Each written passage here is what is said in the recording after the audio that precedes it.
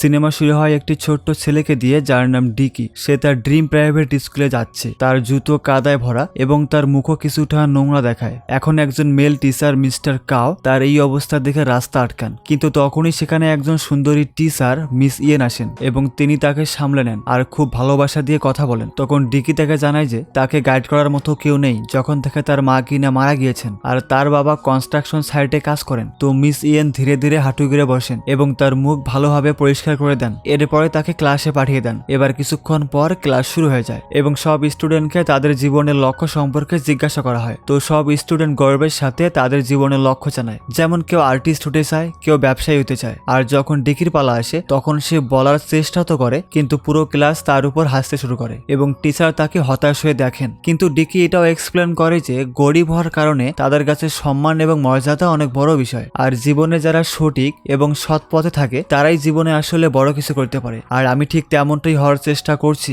এখন সময় পার হতে থাকে এবং মিস্টার কাও নিজের পেন ইচ্ছে করে নিচে ফেলে দেন। এতে ডিকি সেই পেন তুলে কাউকে দেয় এবং তাকে পিছনে ধাক্কা দিয়ে নিজে সেই পেন তুলে নেন। এখন ডিকির বাবাকে দেখানো হয়, যিনি কনস্ট্রাকশন সাইটে কাজ করছেন। তিনি বিল্ডিং এর টপে বা ছাদে বসে খাবার খাচ্ছেন। এবার যখন টিফিনের সময় হয় তখন সবাইকে ধমকানো সেই ছেলে জনি নিজের দামি রোবট CJ-1 নিয়ে আসে এবং ক্লাসে সবাইকে দেখাচ্ছিল। কিন্তু যখন ডিকি ওটা দেখতে আসে তখন জনি ডিকিকে ধাক্কা দেয় এবং তার জুনিয়র স্টুডেন্টকে টিজ করতে থাকে আর মোটা মেয়ে ম্যাগির মজা উড়ায়। আর সেই সময় ডিকি হিরোর মতো আসে এবং তাদেরকে আটকে দেয় আর ম্যাগিকে বাঁচিয়ে নেয়। আর ম্যাগিও সিনেমার নায়িকার মতো কাঁদতে কাঁদতে চলে যায়। ফলে এরপর তাদের দুজনের মধ্যে বন্ধুত্ব হয়ে যায়। আসলে গাইস, এখানে তোমাদের একটা কথা জানিয়ে দেই যে এখানে ডিকি আর জনিকে যে তোমরা দেখতেছো, এদের দেখতে ছেলে মনে হলেও আসলে রিয়েল লাইফে কিন্তু এরা দুজনেই মেয়ে, কিন্তু সিনেমায় এদের ছেলে বানিয়ে দেওয়া হয়েছে। তো যাই হোক, একদিন কনস্ট্রাকশন সাইটে খুব ভারী কাজ চলছিল। তো বস নোটিশ করেন যে ডিকির বাবা অর্থাৎ টি এর দ্বারা কাজ ঠিকভাবে হচ্ছে না। তাই বস তাকে ধাক্কা দেন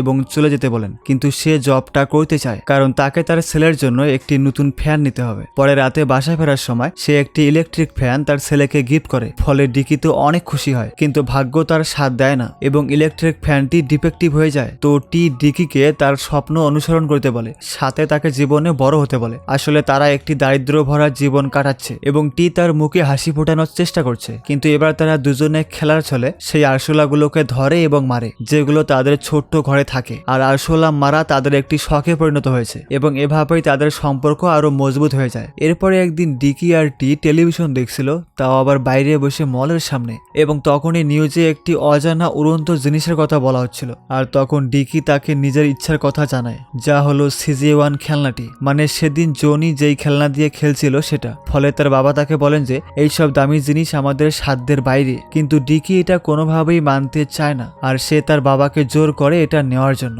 তখন ডিকির এরকম জেদ দেখে টি তাকে মলেই মারতে শুরু করে। ফলে ডিকিও কাঁদতে শুরু করে এবং সেখান থেকে পালিয়ে যায়, কারণ তার ইচ্ছে পূরণ হয়নি। কিছুক্ষণ পর মিস ইয়েন ডিকিকে বুঝান যে তাকে তার বাবাকে ফলো করা উচিত এবং তার সব কথা মানা উচিত। আর তখনই সেখানে টিও চলে আসে এবং টিচারের সাথে তার পরিচয় হয়। এখন মাঝরাতে টি কোনো এক অজানা জায়গায় যায়, যেখানে মূলত ভাঙ্গাচোরা যন্ত্রপাতি ফেলে দেওয়া হয়। আর এখানে সে এসেছে তার ছেলের জন্য পুরনো জুতা খুঁজতে, কিন্তু তখনই সে দেখে যে টিভি চলতেছে। তাই সে হাতে নিয়ে দেখতে শুরু করে, কিন্তু পিছনে যে কিছু একটা ভাসতেছে সেটা সে দেখে অবাক হয়ে যায়। আসলে এটা ছিল এলিয়েনদের স্পেসশিপ। এরপরে সে ওখানে কিছু একটা দেখতে পায় আর তার মনে পড়ে যে সে এটি তার ছেলেকে দিতে পারে, তাই সে তার ছেলেকে এটি দিয়ে দেয়। কিন্তু তখনই ডিকির মনে পড়ে যায় যে সেদিন মলে তাকে কতটা লজ্জিত হতে হয়েছিল। তো কিছুক্ষণ পর ডিকি এদিক ওদিক ঘুরতে থাকে এবং তার চোখে একটি সবুজ রঙের বল পড়ে। তাই পরের দিন ডিকি খুব এক্সাইটেড হয়ে তার ফ্রেন্ড ফ্যানিকে ওটা দেখায়। এরপরে জনি আবার তাকে বিরক্ত করা শুরু করে এবং তাদের মাঝে হাতাহাতি হয়ে যায়। তো যখন ডিকি নিজের জিনিসের জন্য ফাইট করার চেষ্টা করে তখন জনি আবার করে কি, সে হুইসেল বাজায় এবং তার বিশাল বড় বন্ধু স্টর্ম ড্রাগনকে ডেকে দেয়। তো ডিকি জানে যে সে এত বড় ছেলের সাথে লড়াই করতে পারবে না, তাই সে একটু মুস্কি হাসি দেয় এবং তার সাথে অদ্ভুতভাবে হ্যান্ডশেক করে। কিন্তু স্টর্ম ড্রাগন তার হাত ধরে এবং তাকে পুরো ফোর্সের সাথে ছুঁড়ে ফেলে দেয়। এখন ডিকির বাবা তার মুখে চোটের দাগ দেখেন এবং তাকে বকাঝকা করেন আর তার সেরা ইউনিফর্ম দেখে তাকে ওয়ার্নিং দেন যে এখন থেকে সে আর যেন কোনো লড়াইয়ে সামিল না হয়। তো যখন তার বাবা তাকে লড়াইয়ের ব্যাপারে জিজ্ঞাসা করেন তখন ডিকি তার রহস্যময় খেলনাটিতে মনোযোগী থাকে। আর কিছুক্ষণ পর খেলনাটি ভিন্ন কিছুতে রূপান্তরিত হতে শুরু করে এবং ডিকির মনে হয় যে এটা ভূত, যে রাতের অন্ধকারে রূপ বদলাচ্ছে। এখন এটি দেখে ডিকি কাঁদতে এবং চিৎকার করতে শুরু করে। তখন এই আওয়াজে বিরক্ত হয়ে তার বাবা তাকে বন্ধ করে দেন যতক্ষণ না সে তার মুখ বন্ধ করছে। অমনি তার আশেপাশে আলো জ্বলতে শুরু করে এবং ম্যাজিক্যাল ট্রান্সফরমেশন হতে থাকে। তো এখান থেকে আলো পড়ে এবং তাকে মহাকাশের বাইরে দুনিয়া নিয়ে যায়। আর তখন সে দেখে যে খেলনাটি একটি কিউট ডগের মুখে রূপান্তরিত হয়। তো সময় কাটতে থাকে এবং তার বাবার মনে হয় যে ডিকিকে ক্যাবিনেট থেকে বের করে দেওয়া উচিত। আর ডিকি প্রমিস করে যে সে সাইলেন্ট হয়ে যাবে, সে আর কখনোই চিৎকার করবে না। তখন এরকম শুনে টিক কাজে চলে যায়। এখন সে এলিয়েনটি তার কাছে চলে আসে এবং তারা পরিচয় হয়। সাথে ডিকি তার নাম দেয় CJ7 এবং এরপরে তারা দুজনে গান বাজিয়ে ডান্স করে। এখন ডিকি নোটিস করে যে তাদের ঘরের একটি পচা আপেল একদম ফ্রেশ আপেলে বদলে গেছে, যাতে তার মনে হয় যে ওর কাছে ম্যাজিক পাওয়ার আছে। তো এদিকে ডিকি স্কুলে যাওয়ার জন্য রেডি হচ্ছিল এবং CJ7কে নিজের পার্টনার বানিয়ে নিয়ে যায়। তখন তাদের সামনে একটি রাগী কুকুর আসে যা তাদের উপর অ্যাটাক করতেই যাচ্ছিল। ঠিক সেই সময় ডিকি CJ7-এর ফাইটিং স্কিল দেখে সারপ্রাইজ হয়ে যায়। আর ডিকির মনে হয় যে তার এলিয়েন পেটের মধ্যে এক্সট্রা অর্ডিনারি ম্যাজিক আছে এবং সে একজন বিজয়ী খেলোয়াড়ের মতো হাঁটতে থাকে আর সবাইকে চমক দেওয়ার জন্য রেডি হয়। এখন এই কনফিডেন্সের সাথে এক্সামের আগে ডিকি প্রথমে বাথরুমে যায় এবং CJ7-কে কনভিন্স করায় যাতে সে কোনো জাদুকরি কাজ করে দেয়, ফলে তার পরীক্ষায় যেন সে 100 পায়। তাই আর দেরি না করে CJ7 একটি ডিভাইস তৈরি করে যা সানগ্লাসের মতো এবং সেটা ডিকিকে উত্তর লিখতে হেল্প করবে। এবার পরীক্ষার সময় ডিকির সানগ্লাস থেকে মশা বের হয়ে যায়, যেগুলোতে মূলত ক্যামেরা ফিক্স করা ছিল এবং সেটা পুরো ক্লাসে ঘুরতে থাকে, যার ফলে ডিকি তার ক্লাসমেটদের অ্যান্সার শিট সম্পর্কে জানতে পারবে। তো পরের দিন সবাই রেজাল্টের জন্য অপেক্ষা করছে এবং এই প্রথমবার ডিকি ভালো মার্কস নিয়ে পাশ করে। এতে মিস্টার কাও সন্দেহের বসে ডিকির কাছে তার সানগ্লাস চায়, যা তার মুখ একেবারে পুড়িয়ে দেয়। এখন ফিজিক্যাল এডুকেশন পিরিয়ডে ডিকি CJ7-এর কাছে অন্য কোনো জাদুকরি ইচ্ছার কথা বলে, ফলে CJ7 তাকে একজোড়া জুতা বানিয়ে দেয় যাতে করে সে হাই জাম্প দিতে পারে। এদিকে টিচার স্টুডেন্টদের হাই জাম্প করার মেথড বলছিলেন আর ওখান থেকে ডিকি এসে হাই জাম্প লাগায় এবং সবাই দেখে পুরাই অবাক হয়ে যায়। এছাড়াও ডিকি ট্রেডমিল ভেঙে দেয় এবং সুইমিংও খুব দ্রুত করে, এমনকি সে তার টিচারের সাথে লড়াই অবধি করে,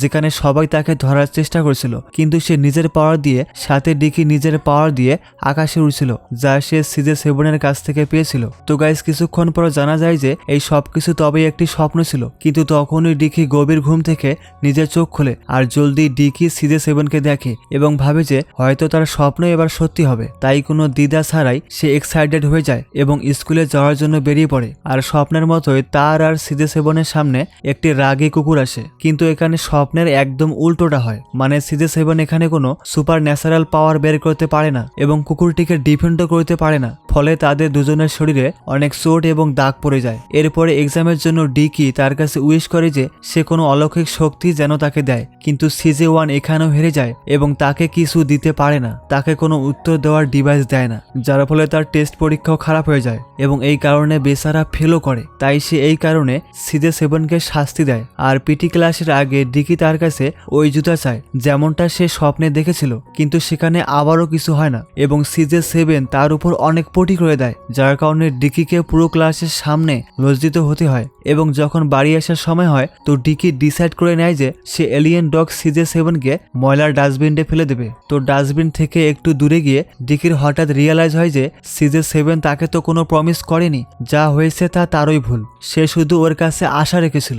যাই হোক, সে জলদি ডাস্টবিনের কাছে দৌড়ায়, কিন্তু ময়লাওয়ালা ওঠা নিয়ে চলে গেছে। তাই ডিকির এটা দেখে খুব খারাপ লাগে এবং সে কাঁদতে শুরু করে। এরপর ডিকি তার সব ভুলের কথা তার বাবাকে জানায়, কিন্তু হঠাৎ সে CJ7-কে দেখতে পায় এবং তাকে জড়িয়ে ধরে। অন্যদিকে তার বাবা অবাক হয়ে যান যে এই খেলনা কোথা থেকে এলো এবং CJ7 আসলে কিভাবে কাজ করে। তখন তিনি ওটাকে এক্সকিউজ করেন, সাথে ওর ব্যাটারি ইত্যাদি চেক করেন এবং এরপরে দুজনে ঘুমিয়ে পড়ে। তো এরই মাঝে সেই এলিয়েন ডগ দেখে যে ডিকির ঘুমাতে সমস্যা হচ্ছে। ডিকির আসলে গরমের কারণে ঘুম আসছিল না। তো এখন CJ7 করে কি, সে নিজের পাওয়ার দিয়ে ম্যাগনেটিক এবং ইলেকট্রিক পাওয়ার বের করে ফ্যানটি ঠিক করে দেয় এবং কিছুক্ষণ পর ওটা চলতে শুরু করে। কিন্তু এত বেশি পাওয়ার বের করার পর CJ7 খুব ক্লান্ত হয়ে যায়। তো সকাল সকাল ডিকির বাবা জিজ্ঞেস করেন যে এই ফ্যান কিভাবে চলতে শুরু করলো। পরে ডিকি আর CJ7 জলদি স্কুলের জন্য বেরিয়ে পড়ে এবং রাস্তায় তাদের সেই বুলিং গ্রুপ দলটির সাথে দেখা হয়ে যায়, যার নেতৃত্বে ছিল জনি। তারা অনেক চেষ্টা করে এলিয়েন ক্রিয়েচারটিকে ধরে নেয় এবং ফাইনালে যখন জনি CJ7-কে ধরে ফেলে এবং নিজের সরঞ্জাম দিয়ে ডিস্ট্রয় করতে শুরু করে, তখন ডিকি নিজের বন্ধুত্বের খাতিরে তাদের সাথে ফাইট শুরু করে। আর ঠিক সেই সময় জনি ওয়ানের ফলোয়ার স্টর্ম ড্রাগন আসে এবং তখনই ডিকির ফ্রেন্ড ম্যাগি তাকে বাঁচানোর জন্য চলে আসে। এখন সেই বিশাল দুই মানুষ লড়াই শুরু করে, কিন্তু মেয়েটা জিতে যায় এবং ডিকিকে দেখে যে সে ঠিক আছে কিনা। তবে এইসব আবার মিস্টার কাও দেখেন এবং তাদের সবাইকে পানিশমেন্ট দেন। আর তখনই CJ7 হঠাৎ করে বেরিয়ে আসে এবং নিজের মাস্টার ডিকির কাছে চলে আসে। তো সবাই এখন তার প্রতি ইন্টারেস্টেড হতে শুরু করে। যখন তারা CJ7কে মানুষের মতো রিয়াক্ট করতে দেখে, তবে যা কিছু হয়েছিল তাতে একটি নিউ বন্ডিং এবং ফ্রেন্ডশিপ শুরু হয়ে যায়। এখন ডিকির বাবা গর্বের সাথে তার সব সাথীদের জানাচ্ছেন যে তার ছেলে এক্সামে ভালো নম্বর পেয়েছে। তবে যদিও তার বস এই সবে বিলিভ করে না এবং তার মনে হয় ডিকি শুধু জিরোই আনতে পারে। তখন এটি শুনে তাদের দুজনের মধ্যে লড়াই হয়ে যায় এবং ডিকির বাবাকে চাকরি থেকে বের করে দেওয়া হয়। তো কিছুক্ষণ পর তার বাবা রিয়েলাইজ করেন যে ডিকির কাছে এক্সামের ব্যাপারে জিজ্ঞাসা করা উচিত। তাই পরের দিন ডিকির বাবা তাকে জিজ্ঞাসা করেন তোমার এক্সাম কেমন হয়েছে, এবং একজন বাবা হওয়ার খাতিরে তাকে বোঝান আর এডুকেশন ও অনেস্টি এবং সততার গুরুত্ব বলেন। এবার কিছুক্ষণ পর ডিকি তার ভুল স্বীকার করে নেয় যে সে পরীক্ষার নম্বর চেঞ্জ করেছিল কারণ সে তার বাবাকে হতাশ করতে চায়নি। তখন এটি শুনে তার বাবা খুব রেগে যান এবং তাকে পানিশমেন্ট দেন। এতে করে ডিকি অজান্তেই এটা বলে দেয় যে আমাকে তুমি আমার মতো করেই থাকতে দাও। তাই হতাশ হয়ে তার বাবাও এটাই বলেন যে তিনিও এটাই চান এবং তাকে একা ছেড়ে দেন। কিন্তু একজন বাবা হওয়ার খাতিরে এটা তার কর্তব্য যে তিনি ডিকির সব চাহিদা পূরণ করবেন। তাই তিনি ডিকির জন্য স্কুলে লাঞ্চ নিয়ে যান এবং এখানে তিনি সেই সুন্দরী টিচার মিস ইয়েনের সাথে দেখা করেন। তো মিস ইয়েন তাকে বলেন যে তিনি ডিকির এক্সামে হেল্প করবেন এবং তার যে প্রবলেম হচ্ছে তা বুঝিয়ে দিবেন। আর তাই সে টিচারকে ধন্যবাদ জানায় যে তিনি তার ছেলের জন্য এত ভাবেন। এবার কিছুক্ষণ পর সে কাজে ফিরে যায় এবং বসের সাথে কথা বলার চেষ্টা করে, কিন্তু আনএক্সপেক্টেডলি বস তার কাছে ক্ষমা চান যে যা কিছু তিনি ডিগ্রির জন্য বলেছেন এবং বলেন যে সে ফিউচারে অবশ্যই একজন সাকসেসফুল পার্সন হবে। তো এরপর সে নিজের কাজ শুরু করে দেয় এবং সেখানে ডিকি ভালো মার্কস আনার চেষ্টা করে এবং সে 65 এর বেশি মার্কস পেয়ে যায়। কিন্তু তখনই একটি ভয়ঙ্কর ঘটনা ঘটে। আসলে যখন ডিকির বাবা কাজ করছিলেন তখন উপর থেকে গ্যাসের একটি ট্যাঙ্ক নিচে পড়ে যায়, যার ফলে ডিকির বাবা জীবন আর মৃত্যুর মাঝে দুলছিলেন। তাই কিছুই না জেনে ডিকি হসপিটালের দিকে দৌড়ায়, যেখানে হসপিটালে সবাই কাঁদছিল। তো মিস ইয়েন এই খবর নিয়ে আসেন যে তার বাবা আর নেই। তখন এই নিউজ তাকে ভেঙ্গে চুরমার করে দেয়। সে তখন আসলে এটা বুঝতে পারে না যে টিচার কেন তার বাবার মৃত্যুতে কাঁদছেন যখন মৃত্যু তো হয়ে গিয়েছে। কিন্তু এদিকে CJ7 নিজের ম্যাগনেটিক পাওয়ার দিয়ে তাকে জীবিত করার চেষ্টা করে। তো এর পরের দিন যখন ডিকি ঘুম থেকে ওঠে তখন সে পাশে তার বাবাকে দেখে এবং খুব অনুতাপের সাথে তার বাবাকে জড়িয়ে ধরে আর তাকে বলে যে তুমি আমাকে একা রেখে কোথাও যাবে না আর আমি সব সময় তোমার কথাই মেনে চলবো। তো এরই মাঝে এখানে CJ7 আসে এবং ডিকির বাবাকে বাঁচানোর জন্য সে তার সব শক্তি ব্যবহার করে ফেলে আর এই কারণে সে তার সব শক্তি হারিয়ে ফেলে। তখন ডিকি আর তার বাবা সব রকমের চেষ্টা করেন যাতে CJ7 তারা শক্তি ফিরে পায়। তো ডিকির আশা ছিল যে CJ7 আবার চলতে শুরু করবে এবং তাদের সম্পর্ক আবার শুরু হবে। এদিকে ক্লাস টার্মের শেষে স্কুলে একটি শান্ত পরিবেশ থাকে। তখন স্টর্ম ড্রাগন নিজের ইচ্ছার কথা ম্যাগিকে জানায় এবং ডিকির আবার ফেনিকে ভালো লাগে, কিন্তু তাদের পথের বাধা হয়ে দাঁড়ায় জনি। এমনকি ডিকির বাবার সাথে আবার সেই ম্যাডামের সম্পর্ক হয়ে যায়। তো এরই মাঝে ডিকি এই আশায় আসে যে কোনোদিন সে আবার তার ফ্রেন্ড CJ1 এর কিউট আওয়াজ শুনতে পাবে এবং তখনই সে দেখে যে আকাশ থেকে একটি স্পেসশিপ আসছে, যা দেখে খেলনাটির চোখ বিলিং করে এবং সে আবার কাজ করা শুরু করে। তখন সামনে থেকে CJ7 ডিকির দিকে আসে এবং তার পিছনে আরো অনেকগুলো CJ7 আসে। আর এখানে এই মুভিটি শেষ হয়। And finally thanks for watching. তো সিনেমাটি তোমার কাছে কেমন লেগেছে, সাথে এক্সপ্লেনেশন কেমন হয়েছে তা জানাতে ভুলবে না কিন্তু। And please subscribe to our channel.